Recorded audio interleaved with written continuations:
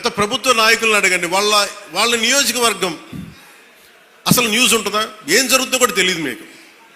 పిఠాపురంలో చిన్న చెట్టు మీద వాళ్ళున్న పక్షి ఈక పడినా కానీ అయ్యా బాబోయ్ పక్షుడు అంటే ఇది ఎవరిస్తున్నారు మీకు? బలం ఎవరిస్తున్నారు? మీరిస్తున్నారు.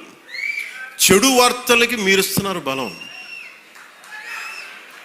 ఒకడు మనల్ని తిడుతుంటే మీరు దాన్ని వైరల్ చేస్తే మీరు బలం ఇస్తున్నారు.